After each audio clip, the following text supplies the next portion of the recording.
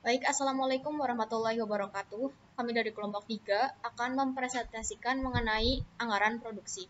Sebelumnya, perkenalkan nama saya Hairina Izati dan nama anggota kelompok 3 ada Resti Apriliani, Muhammad Farhan, Sylvia Nurmaya, Harnum Hanifah, dan Desiana Ayu Arista.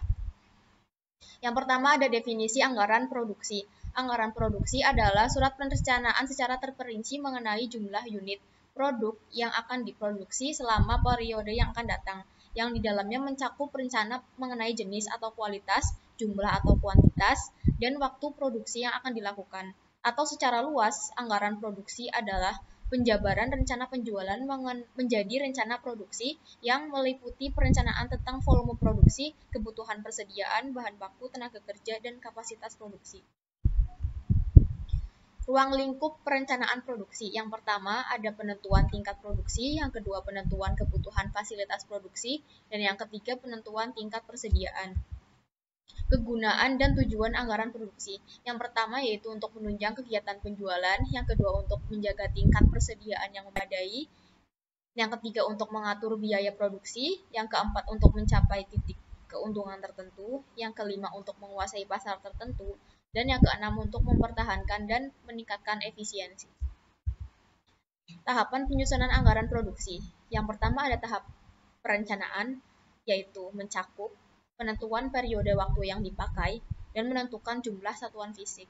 Yang kedua ada tahap pelaksanaan, yaitu terdiri dari mencakup, menentukan waktu produksi, tempat produksi, urutan proses produksi, penggunaan fasilitas produksi, penggunaan bahan baku tenaga kerja, servis dan peralatan, menyusun standar biaya produksi, dan membuat perbaikan jika perlu.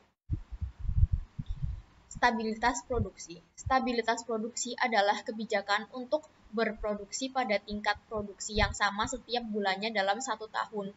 Konsekuensi dari kebijakan ini adalah tingkat persediaan dibiarkan berfluktuasi atau mengambang untuk menyamaratakan besarnya produksi dan menyesuaikan pola penjualan musiman.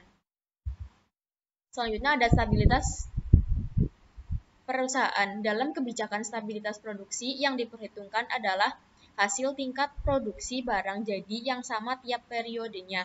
Kebijakan ini lebih cocok diterapkan pada perusahaan yang tidak menginginkan tingkat persediaan berfluktuasi secara berlebihan setiap periode yang terdapat dalam anggaran. Tujuan dari kebijakan tingkat persediaan sendiri yakni untuk merencanakan tingkat optimal investasi persediaan dan mempertahankan tingkat optimal tersebut melalui pengendalian. Latihan soal dan penyelesaian. Manajer PT Amanda telah berasumsi penjualan daerah Jakarta memiliki data persediaan awal 33 unit dan persediaan akhir 30 unit. Semarang memiliki data persediaan awal 13 unit dan persediaan akhir 25 unit. Dan Surabaya memiliki data persediaan awal 17 unit dan persediaan akhir 26 unit.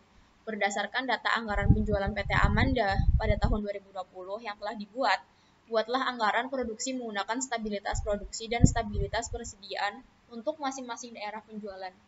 Untuk penjelasan mengenai latihan soal anggaran produksi akan dijelaskan oleh Desiana Ayu Arista. Baik, untuk penyelesaian soalnya akan saya jabarkan. Yang pertama menggunakan metode stabilitas produksi. Untuk Kota Jakarta, rencana penjualan itu didapat dari persediaan awal 33 unit ditambah persediaan akhir 30 unit, jadi 63 unit. Ditambah rencana tingkat persediaan akhir 30 unit. Total 93 unit. Dikurangi rencana persediaan awal 33 unit. Jadi anggaran produksi untuk Kota Jakarta sebesar 60 unit. Untuk Kota Semarang, rencana penjualan 38 unit didapat dari persediaan awal 13 unit dan persediaan akhir 25 unit. Kemudian ditambah dengan rencana tingkat persediaan akhir 25 unit. Total 63 unit dikurangi dengan rencana persediaan awal 13 unit. Anggaran produksi untuk Kota Semarang sebesar 50 unit. Yang ketiga, Kota Surabaya. Rencana penjualan sebesar 43 unit didapat dari persediaan awal 17 unit ditambah persediaan akhir 26 unit. Kemudian ditambah rencana tingkat persediaan akhir sebesar 26 unit. Totalnya 69 unit. Dikurangi rencana persediaan awal 17 unit. Jadi anggaran produksi untuk kota Surabaya sebesar 52 unit. Karena metode yang pertama menggunakan kebijakan stabilitas, maka ketiga anggaran produksi itu ditambah, hasilnya 162 lalu dibagi 3. Jadi rata-rata anggaran produksi sebesar 54 unit. Kemudian untuk tabel stabilitas produksi PT Amanda anggaran produksi 2020. Yang pertama, kita bisa masukkan rencana penjualan untuk ketiga kota, Jakarta sebesar 63 unit, Semarang sebesar 38 unit, Surabaya sebesar 43 unit. Lalu rencana penjualan setahun 144 unit. Setelah itu kita bisa masukkan persediaan akhir untuk kota Surabaya 81 unit dan persediaan akhir setahun disamakan yaitu 81 unit. Setelah itu kita bisa masukkan persediaan awal. Kita masukkan persediaan awal untuk kota Jakarta 63 unit dan disamakan dengan persediaan awal setahun 63 unit. Setelah itu kita bisa isi anggaran produksi untuk ketiga kota, kota Jakarta, Semarang, dan Surabaya, masing-masing sebesar 54 unit, dan anggaran produksi setahun, yaitu jumlahnya sebesar 162 unit. Setelah itu, kita mengisi total untuk setahun, didapat dari rencana penjualan setahun, ditambah persediaan akhir setahun. 144 ditambah 81, jadi untuk total setahun sebesar 225 unit. Setelah itu, kita bisa menghitung total untuk masing-masing kota. Yang pertama, total untuk kota Jakarta diperoleh dari anggaran produksi kota Jakarta ditambah persediaan awal kota Jakarta. 54 ditambah 63, hasilnya 117. Setelah itu, kita bisa mengisi persediaan akhir kota Jakarta didapat dari total kota Jakarta 117 dikurangi rencana penjualan kota Jakarta 63. Jadi persediaan akhir kota Jakarta sebesar 54 unit. Untuk Semarang, untuk persediaan awal kota Semarang, kita memakai persediaan akhir dari kota Jakarta. Jadi persediaan akhir kota Jakarta kita masukkan di persediaan awal kota Semarang. Lalu kita bisa mencari total untuk kota Semarang seperti tadi. Anggaran produksi kota Semarang 54 unit ditambah persediaan awal kota Semarang 54 unit. Jadi totalnya 108. Kemudian setelah itu kita juga bisa mencari persediaan akhir kota Semarang didapat dari total kota Semarang 108 dikurangi rencana penjualan kota Semarang 38, jadi persediaan akhir kota Semarang 70 unit. Kemudian persediaan akhir kota Semarang akan menjadi persediaan awal kota Surabaya.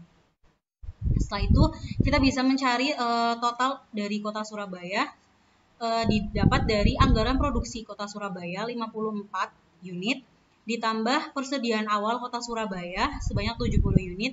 Jadi total kota Surabaya 124 unit.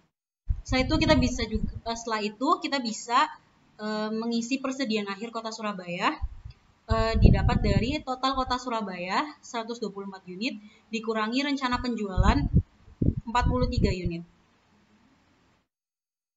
Setelah itu persediaan awal kita dapat 63 unit, persediaan akhir 81 unit. Kita kurangi, kita dapat hasil selisihnya negatif 18 unit. Dialokasikan kepada masing-masing daerah. Negatif 18 dibagi 3 sama dengan negatif 6 unit. Catatan, jika hasil selisih positif, maka akan mengurangi persediaan akhir. Jika selisih negatif, maka akan menambah persediaan akhir.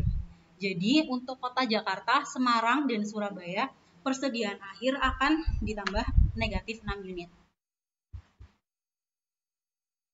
Kemudian setelah itu, apabila manajer menggunakan stabilitas persediaan, tabel anggaran produksi PT Amanda 2020, anggaran produksi, seperti tadi yang pertama, masukkan rencana penjualan untuk masing-masing kota, Jakarta 63 unit, Semarang 38 unit, Surabaya 43 unit, dan untuk rencana penjualan setahun sebanyak 144 unit. Setelah itu masukkan persediaan akhir untuk yang setahun 81 unit, kemudian untuk Surabaya 75 unit. Kenapa kota Surabaya persediaan akhir berbeda yaitu 75 unit? Itu karena persediaan kota Surabaya ditambah negatif 6, jadi 81 ditambah negatif 6, maka hasilnya persediaan akhir kota Surabaya 75 unit.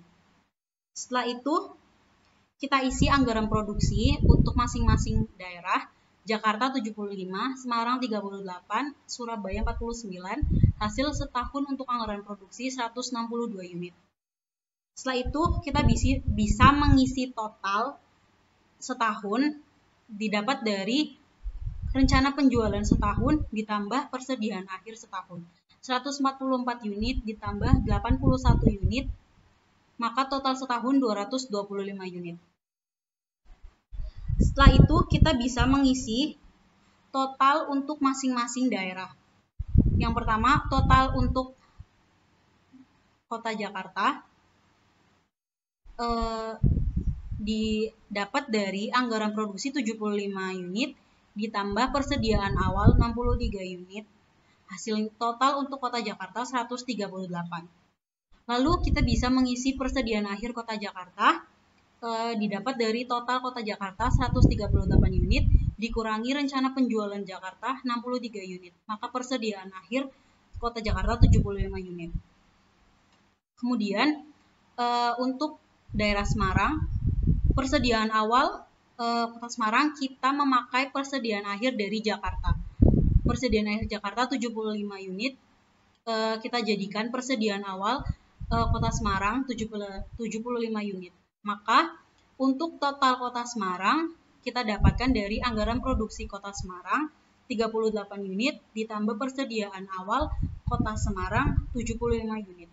Maka total kota Semarang 113 unit. Setelah itu kita bisa mengisi persediaan akhir kota Semarang didapat dari total kota Semarang 113 unit dikurangi rencana penjualan kota Semarang 38 unit. Maka persediaan akhir kota Semarang sebesar 75 unit. Setelah itu, persediaan akhir kota Semarang kita jadikan persediaan awal kota Surabaya. Maka kita bisa mengisi total untuk kota Surabaya. Kita dapatkan dari anggaran produksi kota Surabaya 49 unit ditambah persediaan awal kota Surabaya 75 unit. Kita dapatkan total kota Surabaya 124 unit. Lalu untuk mengisi step selanjutnya, total kota Surabaya 124 unit dikurangi rencana penjualan 43 untuk kota Surabaya. Baik, sekian presentasi dari kelompok 3. Kurang lebihnya mohon maaf. Wassalamualaikum warahmatullahi wabarakatuh.